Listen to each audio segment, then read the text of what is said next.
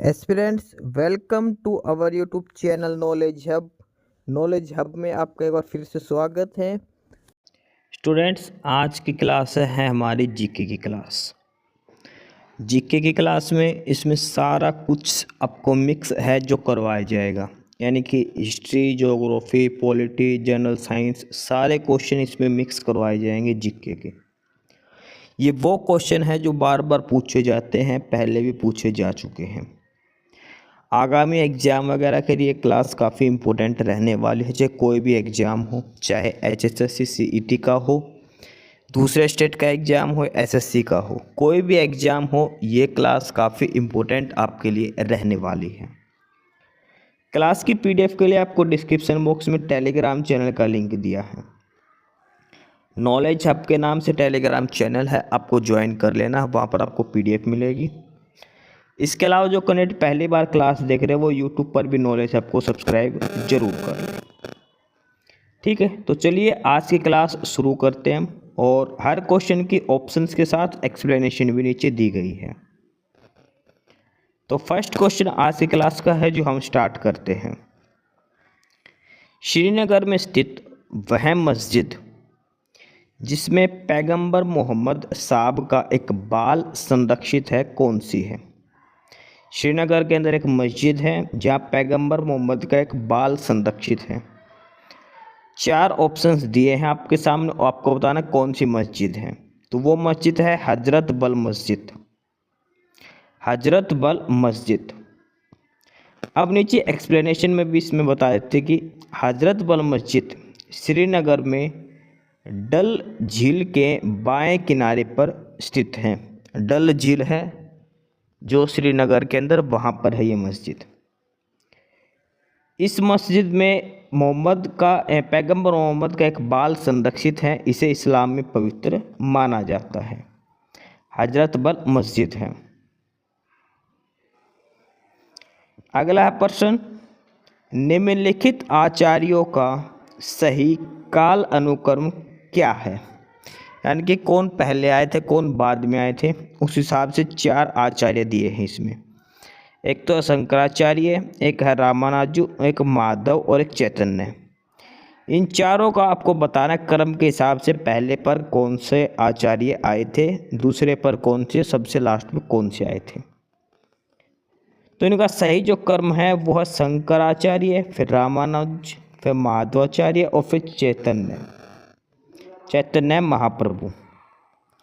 ठीक है, ये इनका करेक्ट ऑर्डर है। शंकराचार्य सबसे पहले आए थे, इसके बाद रामानुजाचार्य आए थे, फिर माधव आचार्य आए थे, और लास्ट में चैतन्य महाप्रभु का काल था। ये काफ़ी इम्पोर्टेंट है, काफ़ी हटके क्वेश्चन दिए गए हैं इसके अंदर। ये अगला है प्रश्न, निम्नलिखित में से कौन सा 4 संवत्सरों का सही काल अनुक्रम है? जो संवत होते, जो शक संवत, विक्रम संवत जो होते, उस हिसाब के हैं ये। तो 4 दे रखे हैं, गुप्त, ग्रेगोरियन, शाका और हिजरी। जो शक संवत तो अपना हिंदुओं का होता है, ठीक है।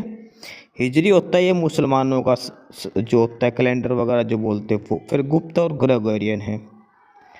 तो इसमें बताना सबसे पहले कौन सा संवत था। तो सबसे पहले था ग्रेगोरियन, उसके बाद आया शक संवत, फिर आया हिजरी और लास्ट में है गुप्त संवत। ठीक है, जो शक संवत है ये भारतीय राष्ट्रीय कैलेंडर है। जो हमारा कैलेंडर है ना, वो होता है जो 1 अप्रैल से शुरू होता है, जिसमें ये सारा शक संवत के आधार पर चलता है हमारा। ठीक है, और पाकिस्तान में चलता है हिजरी इस्लामिक संवत। गुप्त संवत है ये प्राचीन भारतीय काल गणना का हिस्सा है। ये 4 संवत है। अगला प्रश्न, प्राचीन काल में मालवा किस नाम से जाना जाता? तो मालवा का जो क्षेत्र है, मालवा का आपको नाम भी सुना होगा, मालवा का पठार जो है। तो मालवा जो क्षेत्र है ये पहले किस नाम से जाना जाता था? अवंतिका, उज्जैनी, विदिशा या फिर धारानगरी। देखो, अवंतिका का बाद में नाम हो गया था उज्जैनी। उज्जैनी से पहले इसका नाम अवंतिका ही था, और ये किसका नाम था? मालवा। मालवा का प्राचीन काल में अवंतिका नाम से जाना जाता था। यह मध्य प्रदेश में स्थित एक ज्वालामुखी पठारी क्षेत्र है। ठीक है, मालवा को पहले किस नाम से जाता था? अवंतिका क्षेत्र था, जो बाद में इसको उज्जैनी भी कहा गया है। उज्जैन में बाबा महाकाल का ज्योतिर्लिंग है, महाकालेश्वर। अगला क्वेश्चन, नमक सत्याग्रह के दौरान महात्मा गांधी की गिरफ्तारी के बाद किसने नेतृत्व संभाला? जो नमक सत्याग्रह हुआ था 1930 में, जब महात्मा गांधी को गिरफ्तार कर लिया गया था, उसके बाद इस सत्याग्रह का नेतृत्व किसने किया था? महात्मा गांधी की गिरफ्तारी होने के बाद जवाहरलाल नेहरू, अब्बास तैयब, सरदार वल्लभ भाई पटेल या फिर सुभाष चंद्र बोस? तो वो थे अब्बास तैयब। महात्मा गांधी की गिरफ्तारी के बाद उन्होंने नेतृत्व संभाला था। नमक सत्याग्रह 12 मार्च 1930 को शुरू हुआ था। महात्मा गांधी की गिरफ्तारी के बाद अब्बास तैयब जी ने इसका नेतृत्व संभाला था, नमक सत्याग्रह का। अगला है क्वेश्चन, कांग्रेस के लाहौर अधिवेशन में किस उद्देश्य को कांग्रेस का लक्ष्य घोषित किया गया? यानी कि जो कांग्रेस का लाहौर अधिवेशन हुआ था 1929 में, तो क्या उद्देश्य रखा गया था इन्होंने? स्वदेशी आंदोलन, पूर्ण स्वराज्य, रोलेट एक्ट या फिर असहयोग आंदोलन? तो लाहौर अधिवेशन में जो मांग रखी गई थी वो थी पूर्ण स्वराज्य की। 1929 में जो लाहौर अधिवेशन हुआ था उसमें पूर्ण स्वराज्य की मांग रखी गई थी। और 26 जनवरी 1930 को रावी नदी के तट पर तिरंगा फहराया था पंडित जवाहरलाल नेहरू ने। 26 जनवरी 1930 को, ये चीज़ें ध्यान रखनी है आपको। 1929 के लाहौर अधिवेशन में जवाहरलाल नेहरू की अध्यक्षता में पूर्ण स्वराज्य को कांग्रेस का लक्ष्य घोषित किया गया था। और इसी पूर्ण स्वराज्य की मांग को चलकर आगे 26 जनवरी 1930 को, ध्यान रखना, रावी नदी के किनारे पर जवाहरलाल नेहरू ने भारत का झंडा लहराया था। अगला है प्रश्न, बारदोली सत्याग्रह का नेतृत्व किसने किया? बारदोली जो सत्याग्रह हुआ था उसका नेतृत्व किसने किया? महात्मा गांधी, जवाहरलाल नेहरू, सरदार वल्लभ भाई पटेल या फिर लाला लाजपत राय? तो बारदोली सत्याग्रह का जो नेतृत्व किया था वो क्या था? सरदार वल्लभ भाई पटेल ने। और बारदोली की महिलाओं ने ही इनको सरदार की उपाधि दी थी, वल्लभ भाई पटेल जी को। ठीक है, बारदोली सत्याग्रह का नेतृत्व किया था सरदार वल्लभ भाई पटेल ने। अगला प्रश्न है, महात्मा गांधी को पहली बार सत्याग्रह के दौरान कब गिरफ्तार किया? महात्मा गांधी जो भी ये सत्याग्रह जो आंदोलन करते थे, इसमें सबसे पहले किस समय गिरफ्तार किया था इनको? तो इनको गिरफ्तार किया था सबसे पहले 1908 में। महात्मा गांधी को सबसे पहले 1908 में गिरफ्तार किया गया था। अगला प्रश्न है, भारत में स्वतंत्रता के बाद धर्मांतरण के लिए किसे जिम्मेदार माना गया? यानी कि 1947 जैसे भारत आज़ाद हुआ तो किसने लोगों को प्रोत्साहित किया धर्म बदलने के लिए? जवाहरलाल नेहरू, डॉक्टर भीमराव अंबेडकर, महात्मा गांधी, सरदार वल्लभ भाई पटेल? तो वो थे डॉक्टर भीमराव अंबेडकर। और इन्होंने अधिक से अधिक लोगों को बौद्ध धर्म की और जो मतलब SC ST कैटेगरी के लोग थे उनको धर्मांतर के लिए प्रोत्साहित किया था। ठीक है, अगला है प्रश्न, भारत को सत्ता हस्तांतरण किस आधार पर 15 अगस्त को किया गया? यानी जो भारत आज़ाद हुआ था वो 15 अगस्त को ही आज़ाद क्यों किया गया? पहले या बाद में क्यों नहीं किया गया? भारत 15 अगस्त को ही आज़ाद क्यों हुआ था? माउंटबेटन योजना का कारण है, या जापानी सेना के आत्मसमर्पण की वर्षगांठ, क्रिप्स मिशन या भारतीय स्वतंत्रता अधिनियम? तो इसका सबसे बड़ा कारण जापानी सेना ने जो आत्मसमर्पण किया था उसकी वर्षगांठ के रूप में। जो विश्व युद्ध हुआ था उसमें जापानी सेना ने 15 अगस्त को आत्मसमर्पण किया था। उसी के उपलक्ष्य में 15 अगस्त को ही उस तिथि पर माउंटबेटन ने आत्मसमर्पण की वर्षगांठ बनाई थी और उसने भारत को स्वतंत्रता दे दी गई थी उसी उपलक्ष्य में। जापानी सेना ने ब्रिटेन के सामने आत्मसमर्पण कर दिया था 15 अगस्त को, और उसी के वर्षगांठ बनाने के उपलक्ष्य में जो माउंटबेटन है उन्होंने भारत को 15 अगस्त को ही आज़ादी दी थी। अगला प्रश्न है, यदि किसी तारे का द्रव्यमान सूर्य के द्रव्यमान का दुगना है तो वह किस रूप में परिवर्तित हो जाएगा? किसी तारे का द्रव्यमान सूर्य का जो द्रव्यमान है उससे डबल है तो किस रूप में परिवर्तित हो जाएगा? सफ़ेद बौना तारा, न्यूट्रॉन तारा, ब्लैक होल या फिर लाल दानव? तो वो तारा बन जाएगा न्यूट्रॉन तारा। न्यूट्रॉन तारा, क्योंकि अगर किसी तारे का द्रव्यमान सूर्य के द्रव्यमान से अगर डबल हो जाता है तो अपने जीवन के अंत में एक न्यूट्रॉन तारे में परिवर्तित हो जाता है। इसका कारण है कि अत्यधिक गुरुत्वाकर्षण बल जो इस न्यूट्रॉन के घनत्व तक सिकुड़ने पर मजबूर कर देता है। देखो, उसका द्रव्यमान ज़्यादा होगा तो उसका जो गुरुत्वाकर्षण दबाव वो इतना ज़्यादा हो जाएगा कि अपने आप में ही सिकुड़ जाएगा, अपने आप में ही सिमट जाएगा ये। अगला कि अंतर्राष्ट्रीय तिथि लाइन जो इंटरनेशनल डेट लाइन है वो किस महासागर से होकर गुजरती है, कहाँ से होकर गुजरती है? अंतर्राष्ट्रीय जो तिथि लाइन है इंटरनेशनल डेट लाइन वो कहाँ से, किस महासागर से होकर गुजरती है? अटलांटिक, प्रशांत, भारतीय या फिर आर्कटिक महासागर? तो अंतर्राष्ट्रीय तिथि लाइन जो गुजरती है प्रशांत महासागर से होकर गुजरती है, प्रशांत महासागर से, और इसका काम है पूरे विश्व में समय का निर्धारण करना। अंतर्राष्ट्रीय डेट लाइन प्रशांत महासागर से होकर गुजरती है। अगला प्रश्न है, किसी स्थान पर उच्च ज्वार और निम्न ज्वार के बीच का समय अंतराल क्या होता है? जो ज्वार भाटा आते हैं, उच्च ज्वार और निम्न ज्वार के बीच में टाइमिंग गैप होता है, कितना होता है? 10 घंटे 15 मिनट, 11 घंटे 30 मिनट, 12 घंटे 26 मिनट या 13 घंटे 10 मिनट? तो उच्च ज्वार और निम्न ज्वार के बीच में जो समय होता है वो होता है 12 घंटे 36 मिनट का।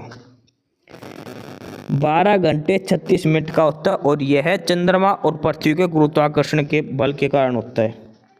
जो समुद्र में जो ज्वार भाटा जो आते हैं, जो लहरें आती उठती हैं ज्वार भाटा, इसका कारण होता है चंद्रमा और पृथ्वी का गुरुत्वाकर्षण बल। अगला प्रश्न है, पृथ्वी के किस अक्षांश पर सबसे लंबे दिन पर 24 घंटे सूर्य का प्रकाश मिलता है? कौन सी अक्षांश रेखा है पृथ्वी पर जहां सबसे लंबे दिन पर 24 घंटे सूर्य का प्रकाश मिलता है?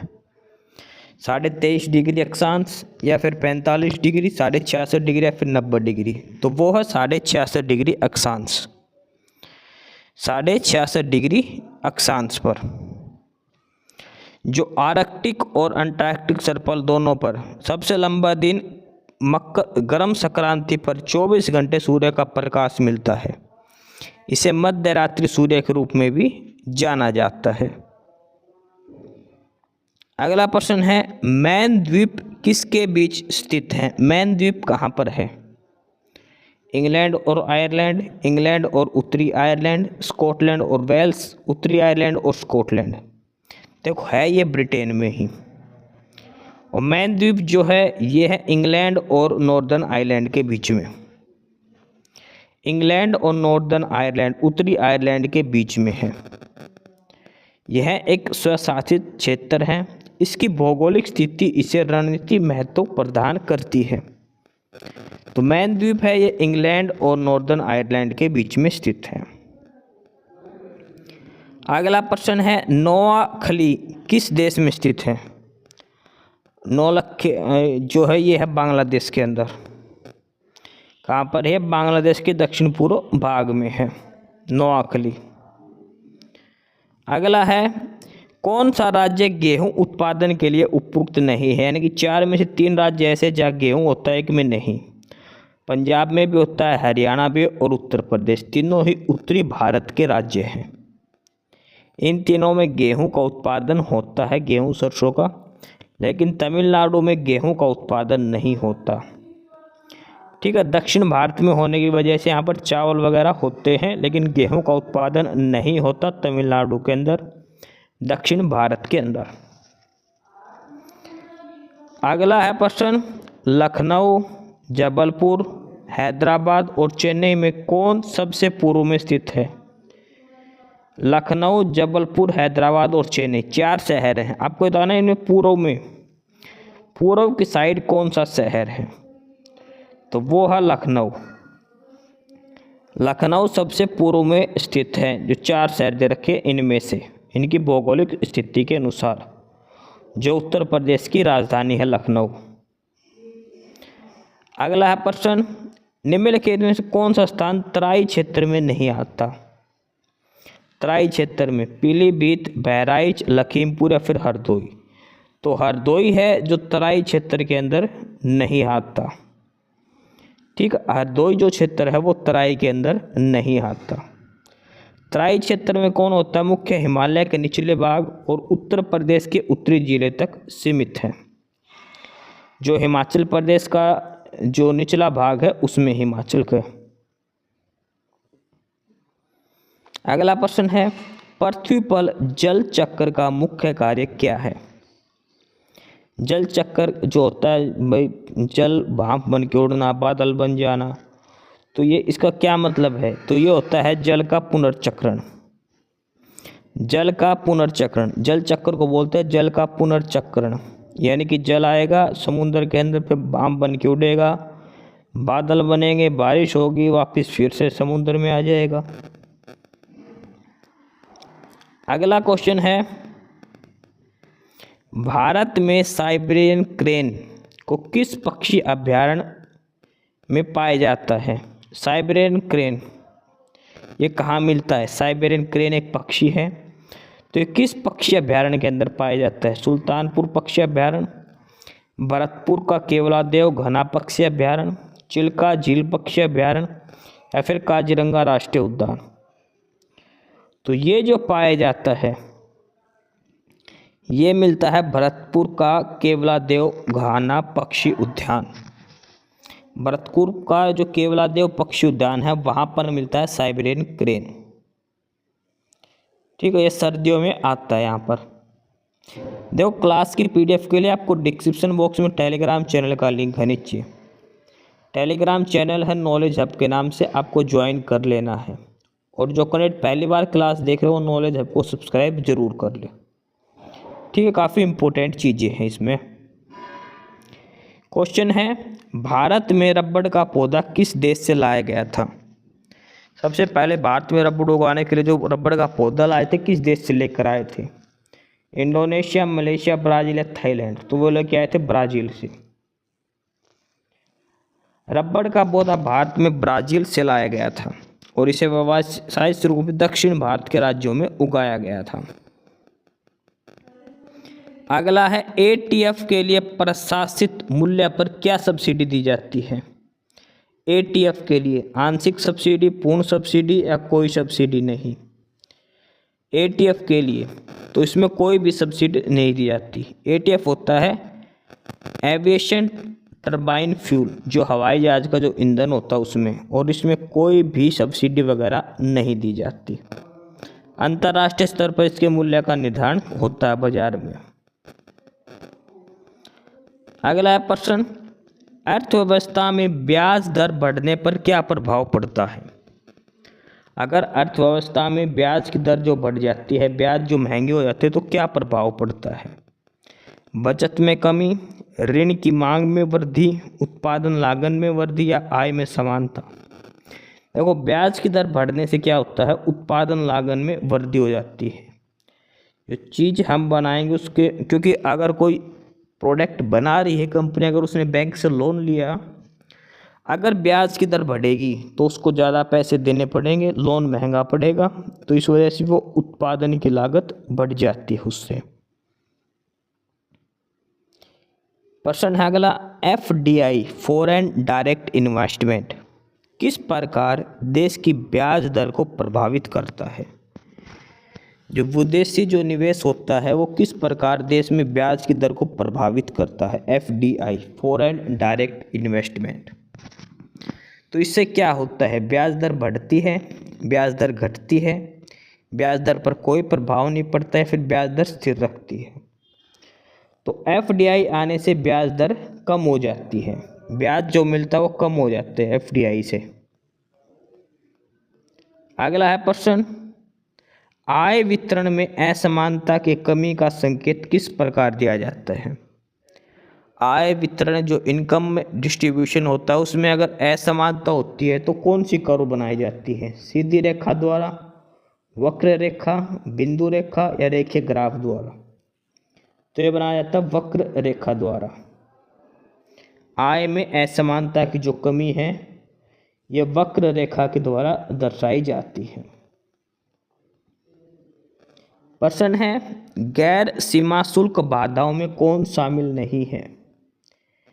गैर सीमा शुल्क, माल की गुणवत्ता पर प्रतिबंध, श्रम मानकों की स्थापना, मात्रात्मक प्रतिबंध, या फिर जो ऑप्शन डी है सीमा शुल्क में वृद्धि। तो ये है सीमा शुल्क में वृद्धि। सीमा शुल्क में वृद्धि को गैर सीमा शुल्क बाधा नहीं माना जाता। भाई जब सीमा शुल्क में वृद्धि होती रही चाहिए, क्योंकि हमारा टैक्स जो है वो है गैर सीमा शुल्क, सीमा शुल्क से उसका कोई लेना देना नहीं है।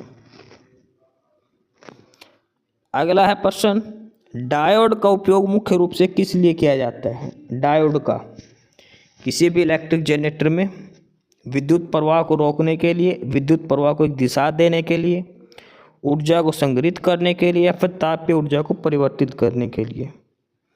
तो इसका प्रयोग किया जाता है विद्युत प्रवाह को एक दिशा प्रदान करने के लिए। विद्युत प्रवाह उसको एक ही दिशा में प्रवाहित करने के लिए हम डायोड का प्रयोग करते हैं। अगला है, प्राथमिक उधार दर में प्राथमिक उधार दर में कमी से क्या होता है?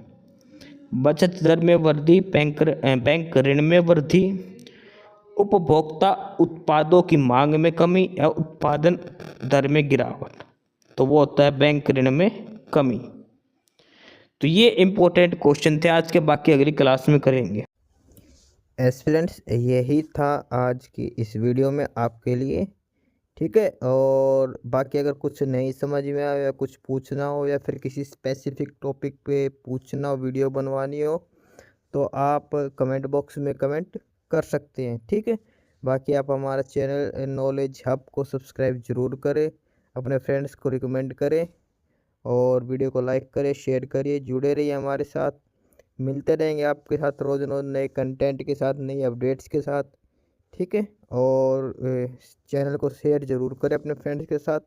एक बार फिर से जो एस्पिरेंट्स, जो कैंडिडेट्स नए हैं, वो चैनल को सब्सक्राइब ज़रूर करें अपने चैनल नॉलेज हब, ठीक है। मिलते हैं नए अपडेट्स के साथ, तब तक के लिए बाय।